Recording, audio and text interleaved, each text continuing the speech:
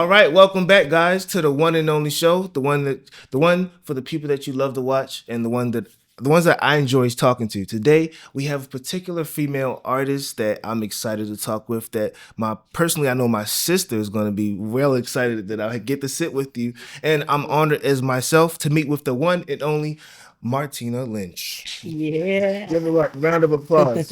What's going on with Let's you? go. What's up? I'm doing pretty good. How are you? I'm doing great so far. I hear that you were just down the street at Coppin. Yeah, I was just a cop. I'm actually working a hip hop summer program this summer where I get to teach a class at Coppin, and I get to work with high school students and college students, teaching them different devices and different tactics to survive in the hip hop world, to perfect their craft, and to become a professional hip hop artist. Oh my goodness! So I Yeah, should have for started sure. with Professor Lynch. Yeah, That's astounding. for Our young, sure. one thing for sure, especially going into this season at this particular time in year, our youth definitely need direction. There's some place to do, some place to access that energy, Yeah, and for why sure. not to do it with the one and only Martina Lynch? You know what I'm saying? Oh Thank you. I my goodness. appreciate that. Yes, yes, yes. I'm honored to have you here, and I'm honored to have your manager here as well, Mr. Robert, as well.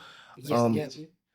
I want my first question for you is when the how was my first question to get right into you is growing up in that Baltimore culture. That's a rare time in that time that you came up.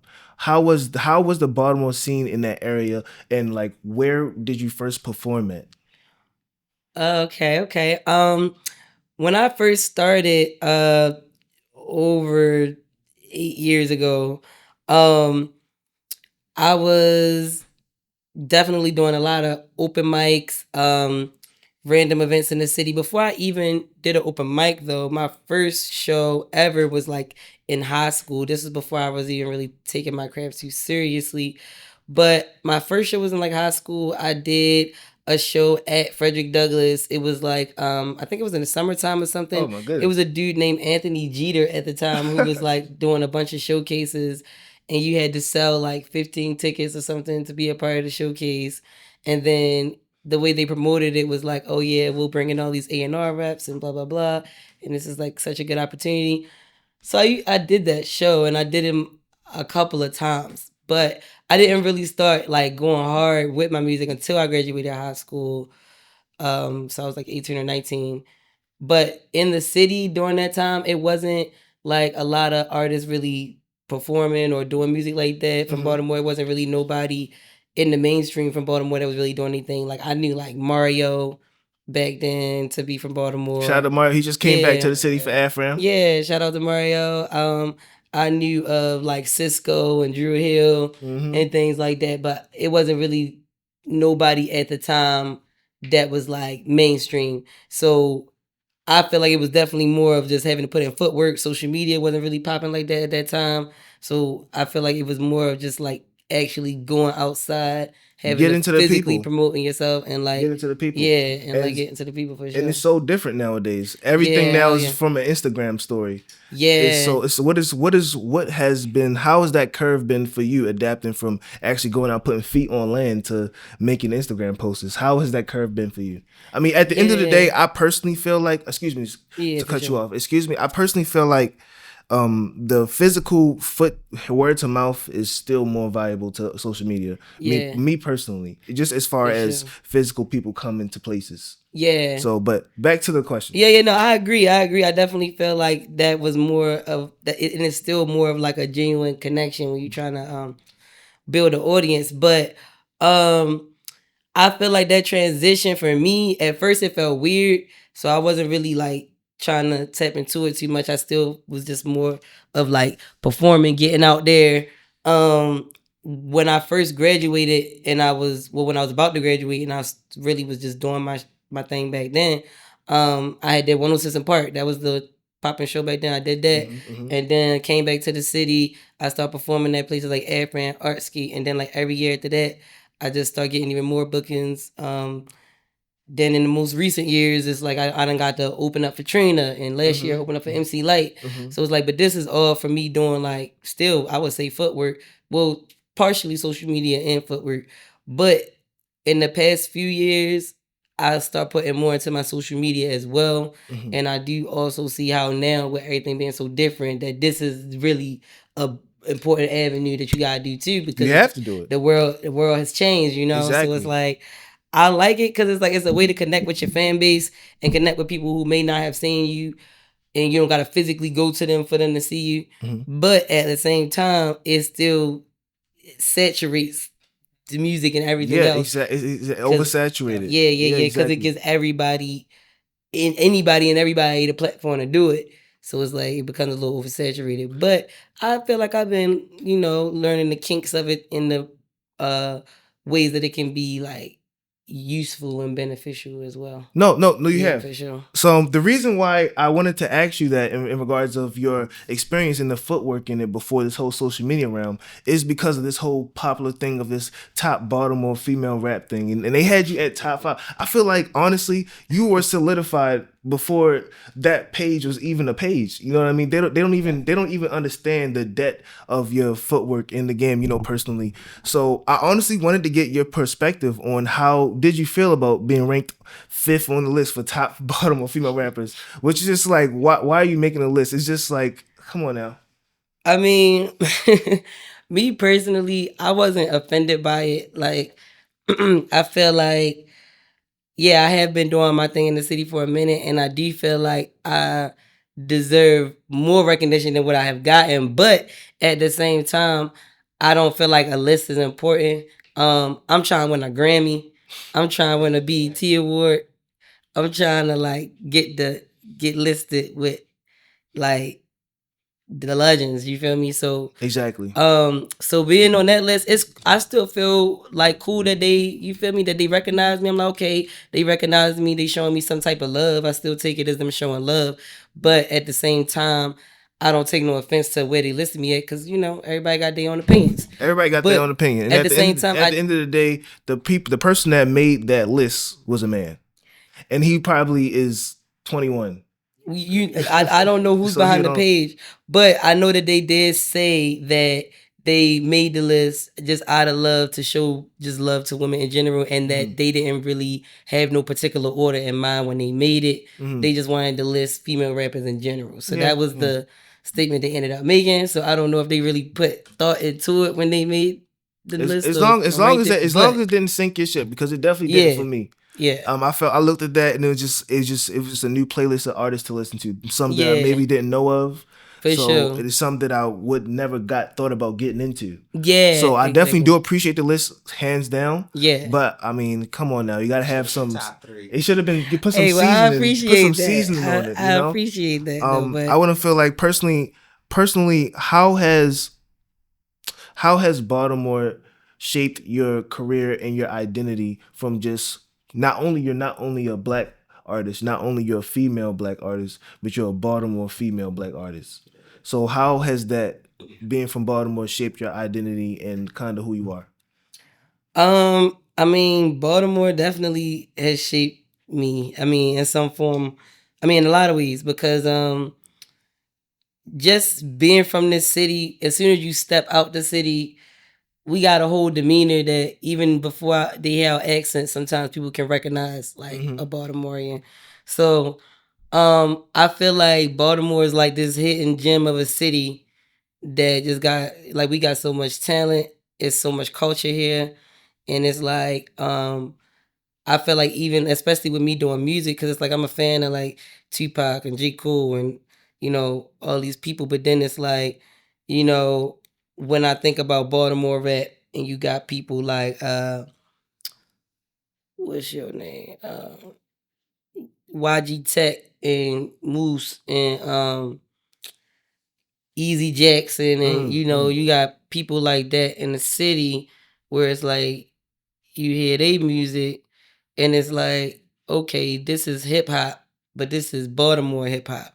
And it's like growing up in the city, I feel like listening to just my homeboys, like my friends, like different people who just rap in the city and rapping with them and having ciphers and stuff like that with them. It's like you realize like Baltimore has its own culture. We have our own version of hip hop. Exactly. So it's like I feel like that definitely like shaped me as far as like being inspired with my music, because it's like, of course, I look up to these like mainstream rappers, but then it's like when I'm rapping with people in my own city, it's like that vibe that people talk about in New York when it's like everybody getting together for a cipher or whatever. But it's like when you hear certain slang and certain things like how we talk down here and things like that, it's like that definitely shaped and got put into my style and my craft as well. So it's like I look to be one of the greatest rappers in hip hop, but it's like at the same time, because I'm from Baltimore, I still got that Baltimore slang in me. I still got that Baltimore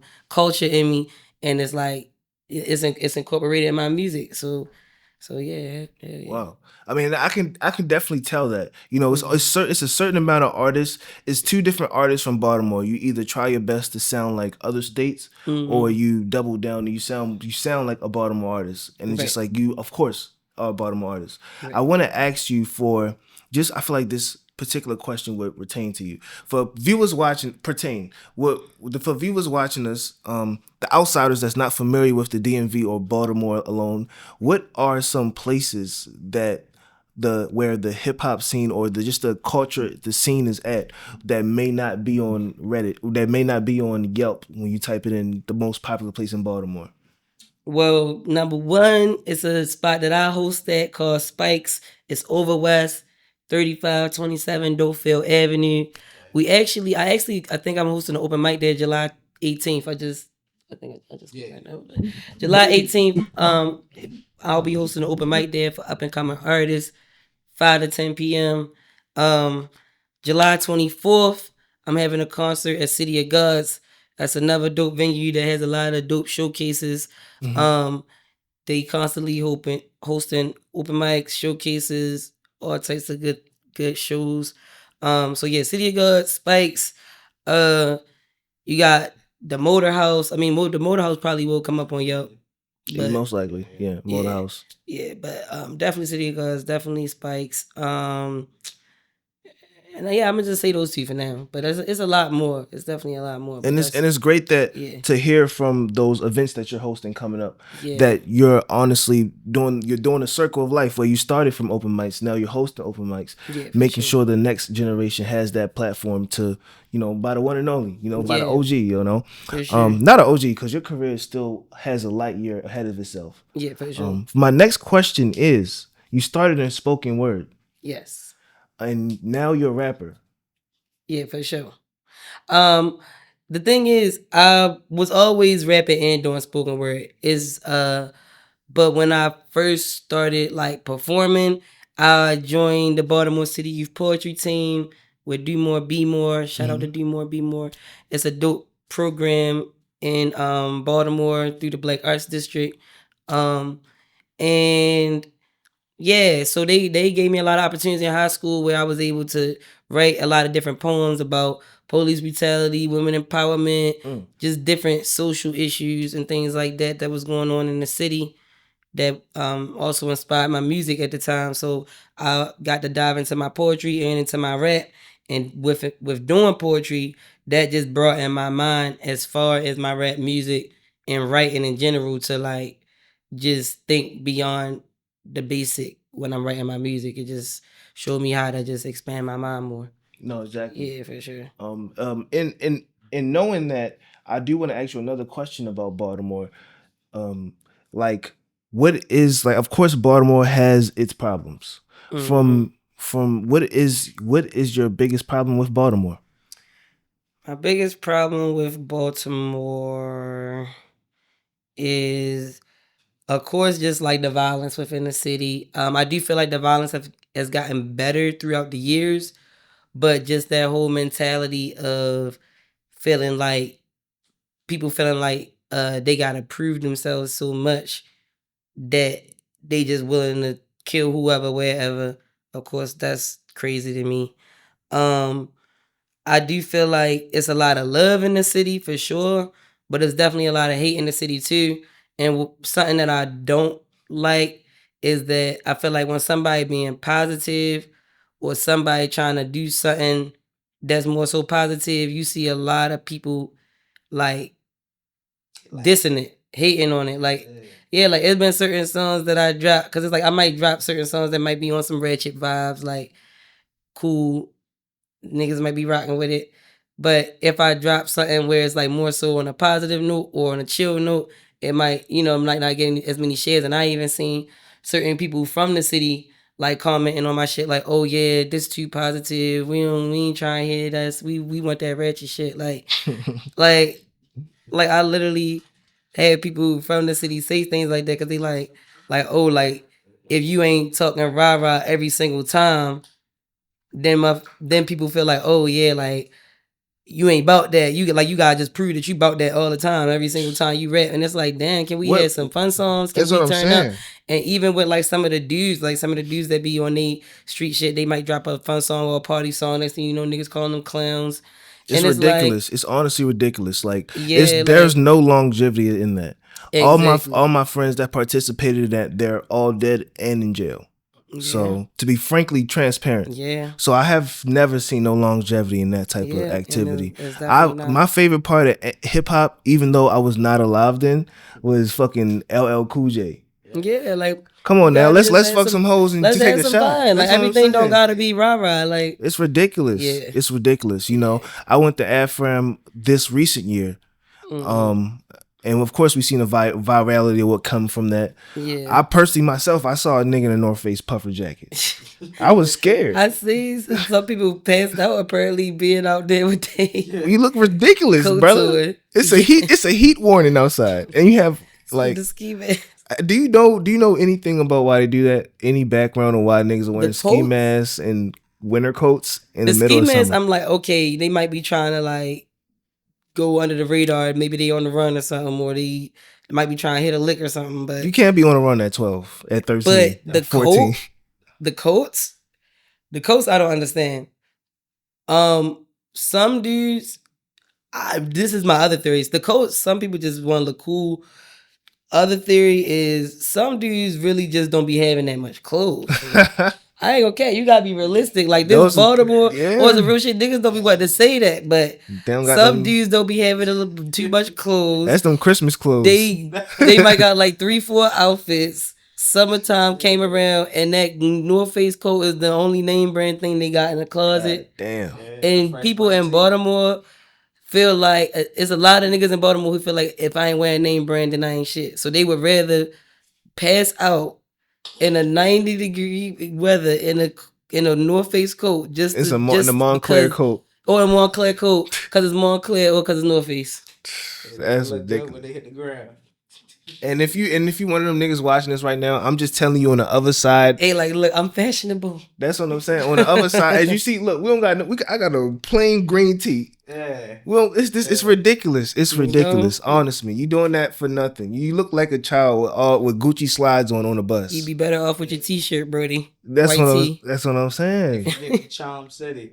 They think that we just Grammy. They forget we got charm too. That's what I'm saying, bro. Nobody don't know. A lot of time that the current season, and this is not about Baltimore. This is about Martina Lynch. So let's get back into the interview. Yeah. As a femcee, do you know what a femcee is, Mr. Robert? Oh yeah. As a femcee and a male dominate party host, how is that dynamic to prove yourself? Of course, you're hosting your events already, but just talk about that dynamic in regards to being a female MC. Hey, it definitely has its ups and downs. I love it. I love what I do. I love being in the music scene and the music atmosphere. But I definitely have seen the sides where it's like I'll work with different dudes or different artists from the city or maybe from another city or whatever. And if they hear me and they hear my music or they see me rock the crowd a certain way and they see I create a certain energy in the room, then I start feeling a certain energy shift with them. And it's like, next thing you know, they don't want to be around me no more. We might have had a song together. They don't want to perform it. They don't want to drop it. I done recorded certain songs with dudes where they were so excited to put me on the song. And then I'm like, so what happened? What happened to the song? Never put it out because they homeboys like, damn, yo, she killed that. She murdered your verse. Unfortunately, one thing you learn about the other side is that the male rappers are more sensitive than the female rappers. For sure. So it's definitely been times where dudes, I feel like they felt like I may have outshined them and they never put the track out. And it's like, me personally, I feel like you're supposed to go hard with every verse you do. Every verse is your last. Some people might like mine more, some people might like yours more. Different strokes for different folks, but you can't get under your skin because somebody else said they like my verse better. It be certain dudes who might like that dude verse better just because they can relate to it more or whatever. Like, you know what I'm saying? So it's like, but yeah, that has happened a lot, and it's been certain people who wanted to work with me or like come and help me with my, like, I'm putting together an event. They want to come help me put together an event, but they don't want to listen to me, even though they want to help me put my event together because they feel like I'm a woman and they a man and they probably know more than me, even though they supposed to be helping me with my event. But it's like, because I'm a woman, they feel like they can just come in and take over. But if I was a man and this was a man's operation, you would never come in and tell that man how to run his business. So it's like, I definitely get that type of energy because it be certain dudes that be like, yeah, I want to do it. And it's like, I don't mind taking on nobody's suggestions and things like that. But when somebody completely tries to take over is when I had an issue. And I definitely have experienced that as well, where it's like people felt like, yeah, like, oh yeah, you don't know what you're doing. Let me do this for you. And it's just like, whoa, hold up. Like, I know what I'm doing. I ain't been doing this. Like, hey, yo. You know, so yeah, I definitely have dealt with that for sure. Wow. Yeah. All right. So that you already answered partial of my question. This next segment that we're going into is called Good or Bad. Good and Bad. I'm still trying to figure out the name of it. It's this, but particularly to break it down for you, I want you to explain what is the good part of being Martina Lynch, the Black female influencer from Baltimore, and what is the bad part or not so fortunate part of being you? The good part is I've built a name for myself. People are actually recognizing and supporting my work. I love what I do as far as just being in the music atmosphere, being able to have my family see me and support me, and I love that. So I would say that's the good part. And being able to have music as a part of my daily life. The bad part, I would say, is, of course, when you putting yourself out there as an entrepreneur, an artist, anything, that gives people room to scrutinize and criticize. So, I'm cool with the criticizations, but the scrutiny, that could be annoying because it's like you get certain people that you don't know where you have trolls that might hop in your comments or just give unnecessary opinions that you ain't asked for.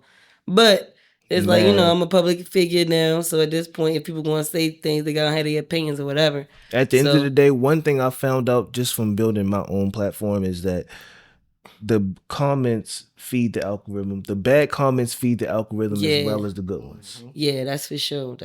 I mean, I've interviewed people from Baltimore, and I've posted that clip. It went viral, and 100 comments talking about them, and they're in there replying to every single one. Like, bitch, you ain't shit either. That's why that's happened. I'm sorry. You know you did that.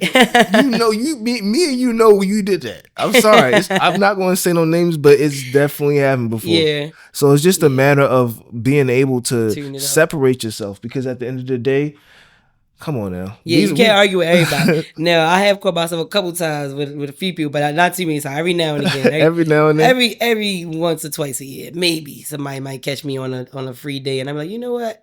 I think I'm gonna just go back and forth real quick. Exactly. But one thing they don't. Yeah, as long as it's more love than hate, that's all I care about. That's what I was gonna say. Because in person, you don't hear none of that. Yeah, in person, you don't deal with none of that. You only deal with great vibes in person. Exactly. So, one thing that you are claimed to be as well is an independent artist. Yeah, for sure.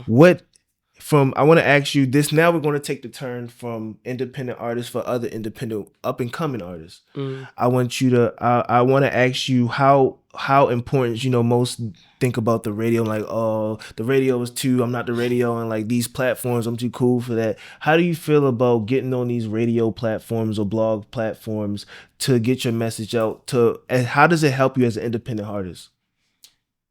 You said to get on the blog platforms? No, like you know how you've been played on the radio Oh, and okay. and you've been on BT and things of that nature. How have those platforms helped you as an independent artist? Most other independent up and coming artists just think like I'm just gonna keep putting out music, keep putting out music, Yeah. and never think about those platforms.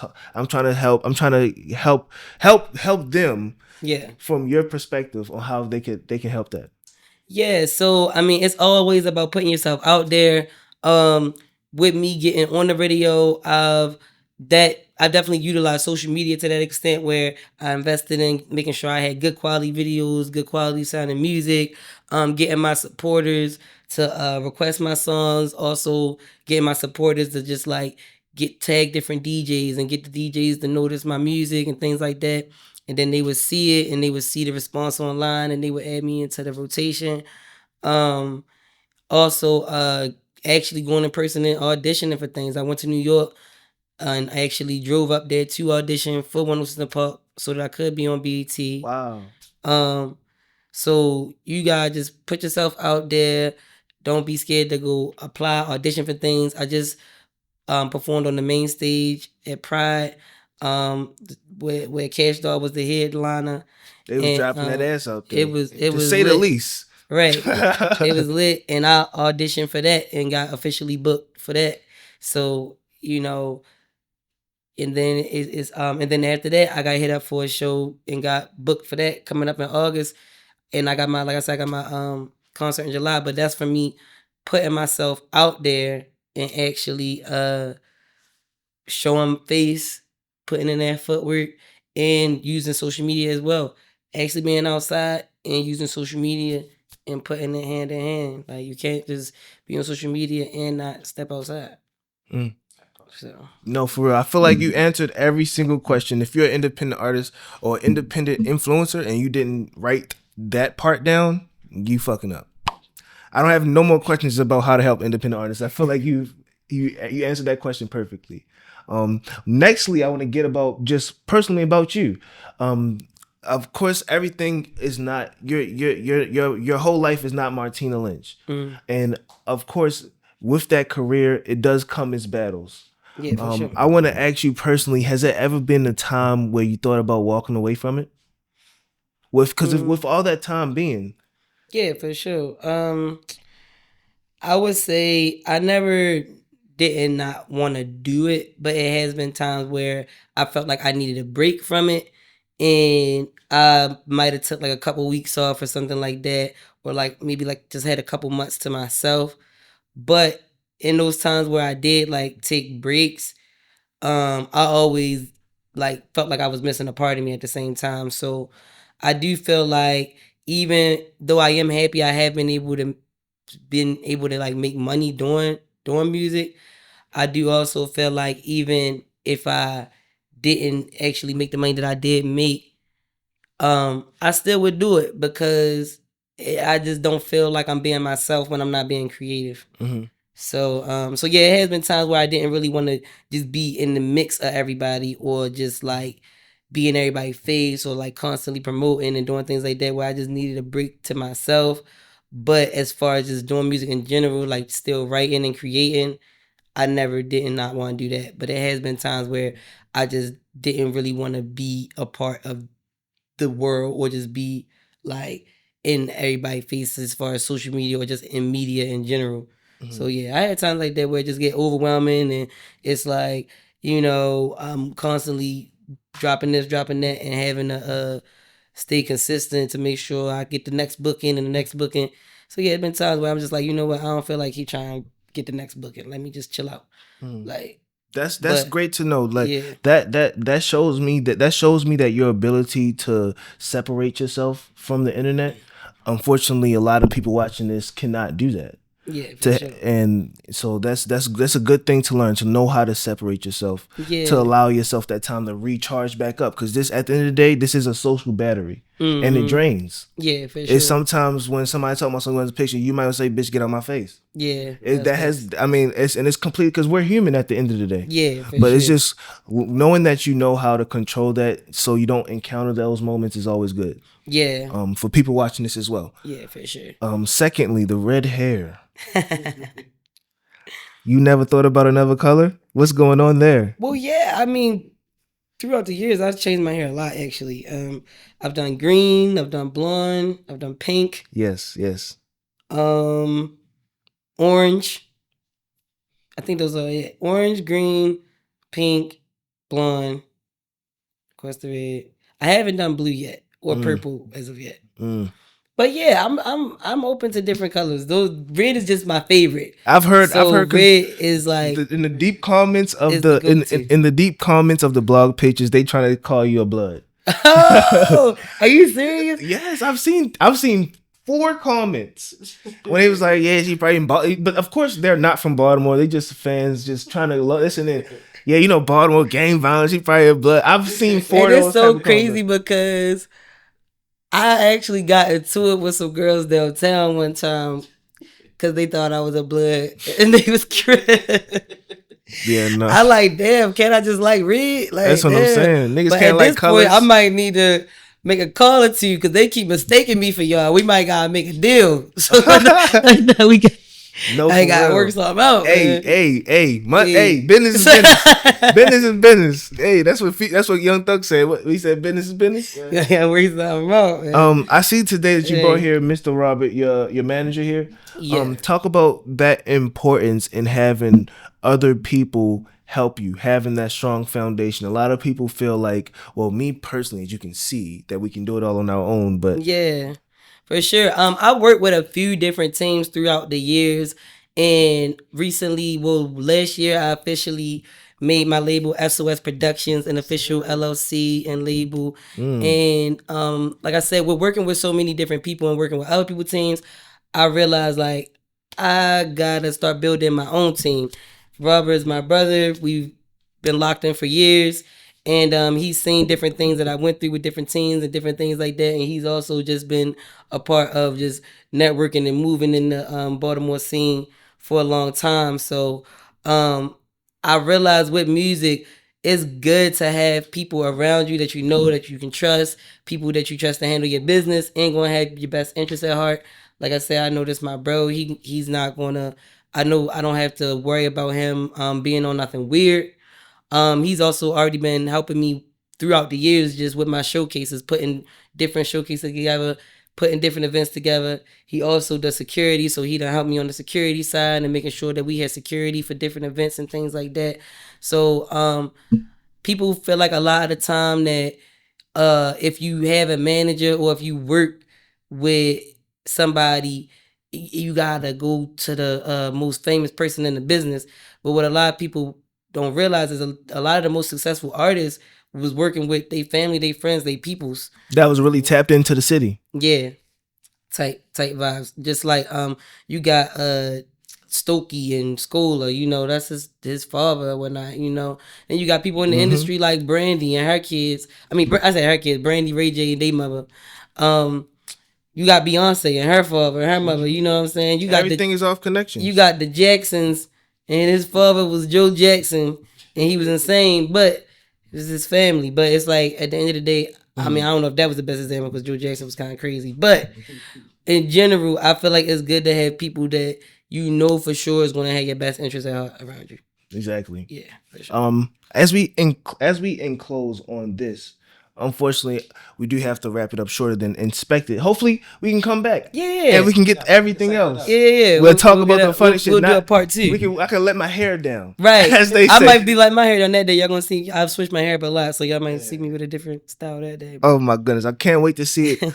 As we close up, I do want to ask you, it is important too, what is next for Martina Lynch going forward?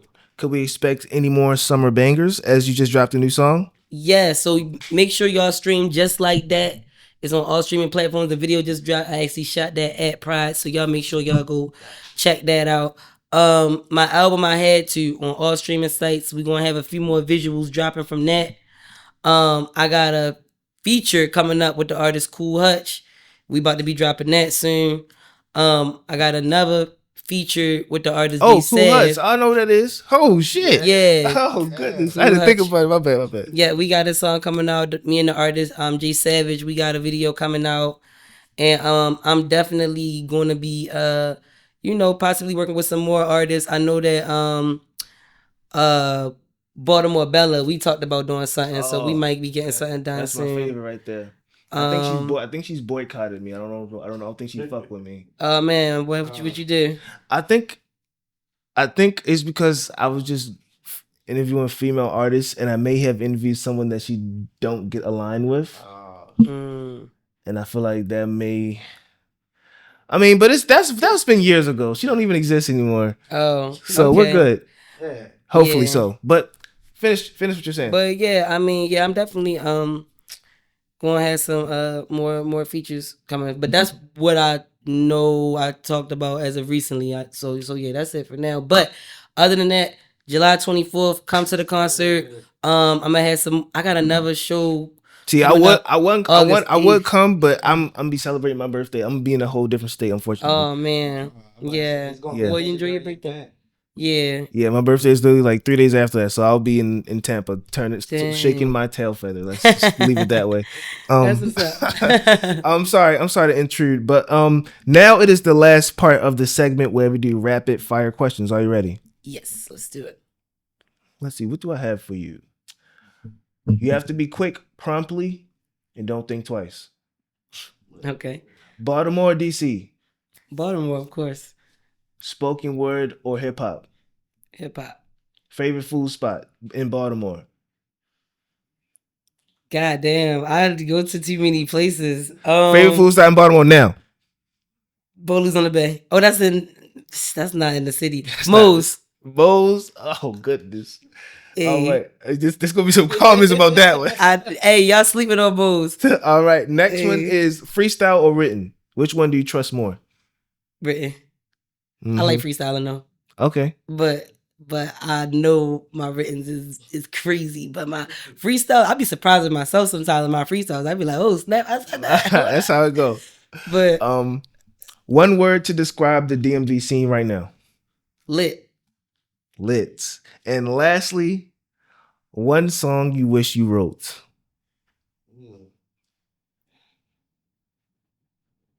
I don't know. I ain't gonna. Me personally is Trap Queen. I wish I wrote Trap Queen. Okay. Fetty Wap.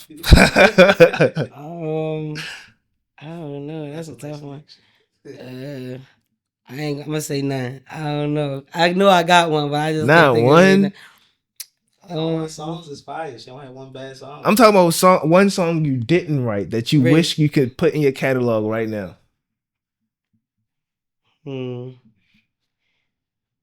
Yes.